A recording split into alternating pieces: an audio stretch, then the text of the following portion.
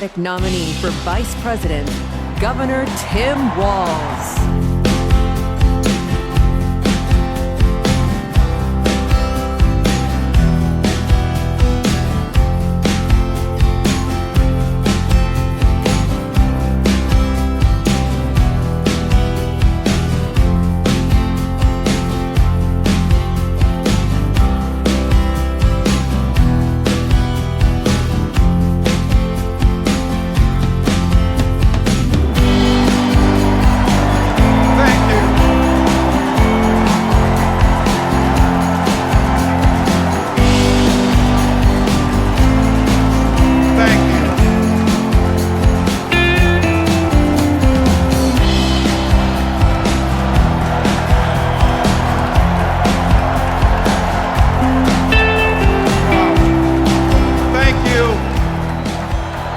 Thank you, first of all, to Vice President Harris. Thanks for putting your trust in me and for inviting me to be part of this incredible campaign. And a thank you to President Joe Biden for 4 years of strong, historic leadership.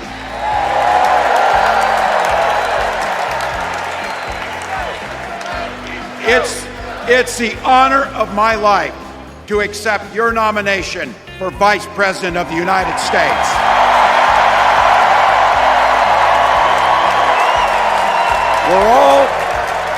We're all here tonight for one beautiful, simple reason. We love this country. So thank you to all of you here in Chicago and all of you watching at home tonight. Thank you for your passion. Thank you for your determination. And most of all, thank you for bringing the joy to this fight.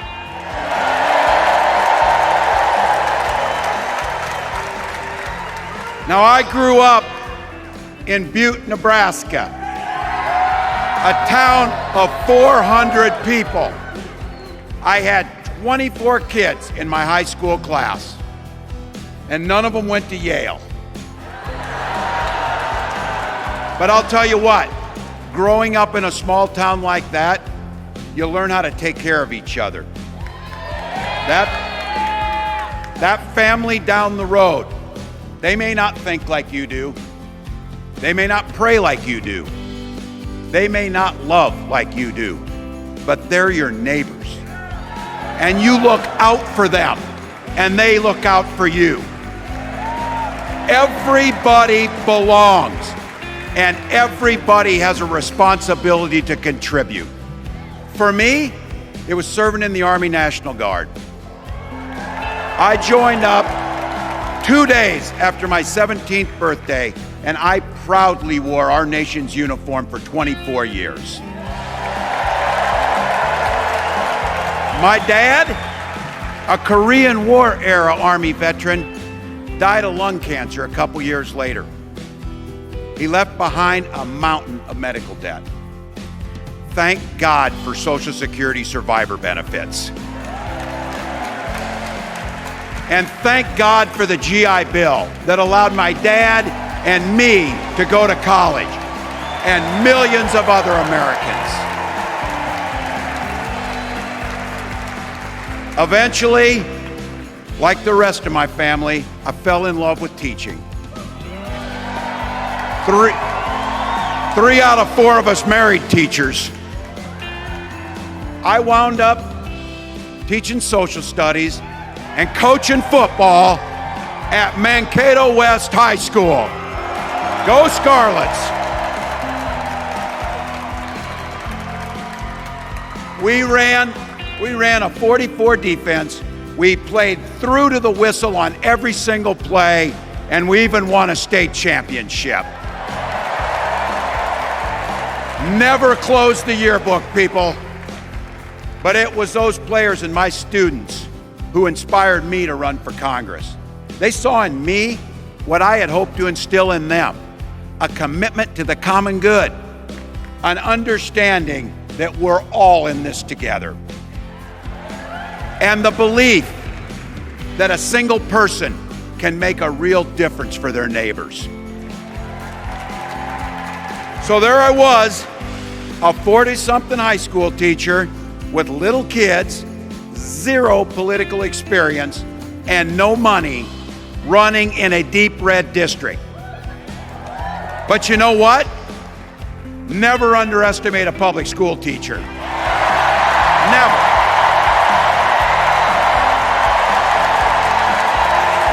I represented my neighbors in Congress for 12 years, and I learned an awful lot.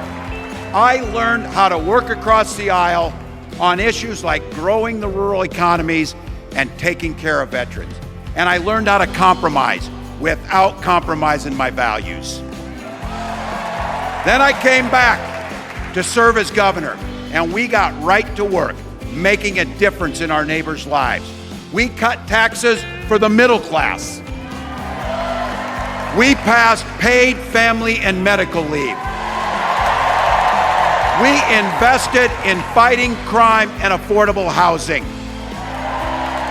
We cut the cost of prescription drugs and helped people escape the kind of medical debt that nearly sank my family. And we made sure that every kid in our state gets breakfast and lunch every day. So while other states were banning books from their schools, we were banishing hunger from ours.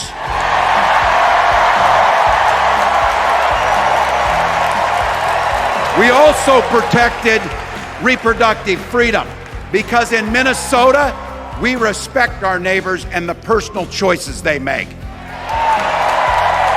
And even if we wouldn't make those same choices for ourselves, we've got a golden rule. Mind your own damn business.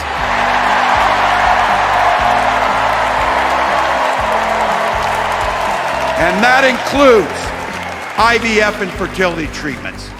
And this is personal for Gwen and I. If you've never experienced the hell that is infertility, I guarantee you, you know somebody who has.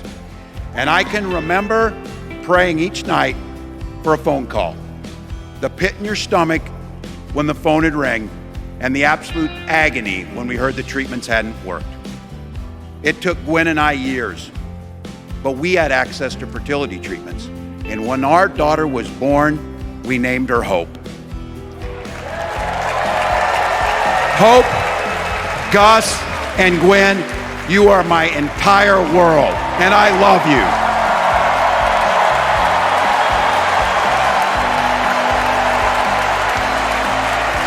I'm letting you in on how we started a family because this is a big part about what this election is about. Freedom. When Republicans use the word freedom, they mean that the government should be free to invade your doctor's office. Corporations free to pollute your air and water. And banks free to take advantage of customers. But when we Democrats talk about freedom, we mean the freedom to make a better life for yourself and the people that you love. Freedom to make your own healthcare decisions. And yeah, your kids' freedom to go to school without worrying about being shot dead in the hall. Look, I know guns. I'm a veteran. I'm a hunter. And I was a better shot than most Republicans in Congress, and I got the trophies to prove it. But I'm also a dad. I believe in the Second Amendment, but I also believe our first responsibility is to keep our kids safe.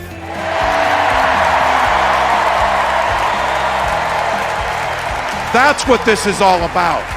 The responsibility we have to our kids, to each other, and to the future that we're building together, in which everyone is free to build the kind of life they want. But not everyone has that same sense of responsibility. Some folks just don't understand what it takes to be a good neighbor. Take Donald Trump and JD Vance. Their Project 2025 will make things much, much harder for people who are just trying to live their lives. They spent a lot of time pretending they know nothing about this. But look, I coached high school football long enough to know, and trust me on this, when somebody takes the time to draw up a playbook, they're going to use it.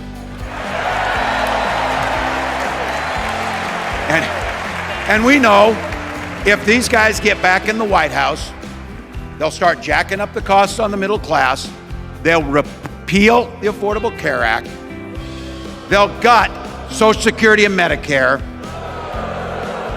and they will ban abortion across this country with or without Congress.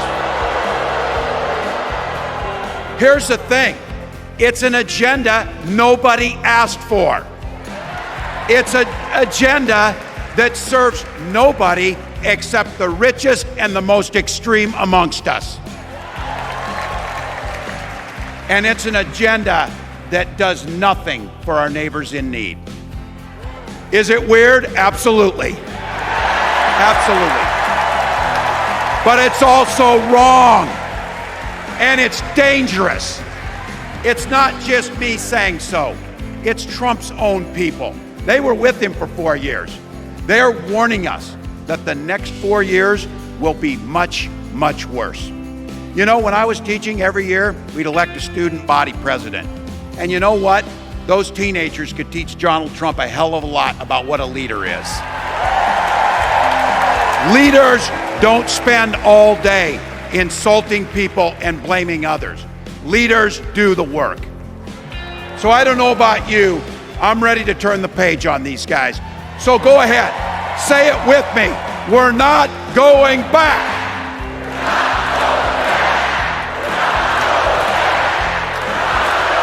We've got something better to offer the American people.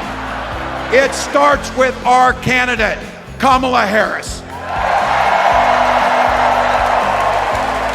From her first day as a prosecutor, as a district attorney, as an attorney general, as a United States senator, and then our vice president, she's fought on the side of the American people. She's taken on the predators and fraudsters. She's taken down the transnational gangs, and she stood up to powerful corporate interests. She has never hesitated to reach across that aisle if it meant improving your lives. And she's always done it with energy, with passion, and with joy.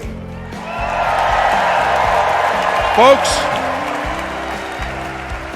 we've got a chance to make Kamala Harris the next president of the United States.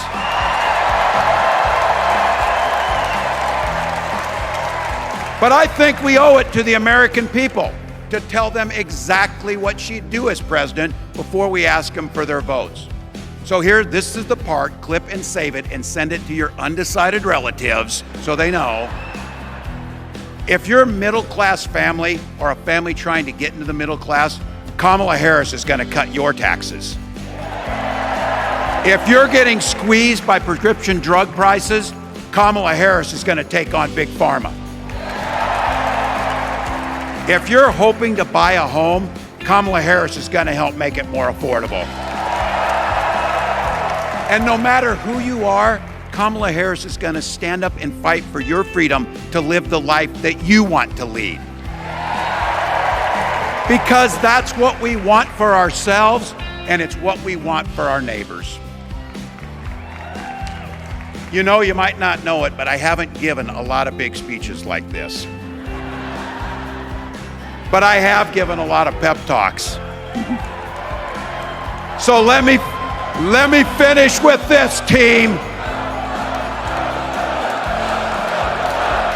It's the fourth quarter. We're down a field goal, but we're on offense and we've got the ball. We're driving down the field. And boy, do we have the right team. Kamala Harris is tough. Kamala Harris is experienced, and Kamala Harris is ready. Our job for everyone watching is to get in the trenches and do the blocking and tackling. 1 inch at a time. 1 yard at a time, 1 phone call at a time, 1 door knock at a time, 1 $5 donation at a time. Look, we got 76 days. That's nothing. There'll be time to sleep when you're dead. We're gonna leave it on the field. That's how we'll keep moving forward. That's how we'll turn the page on Donald Trump. That's how we'll build a country where workers come first. Healthcare and housing are human rights. And the government stays the hell out of your bedroom.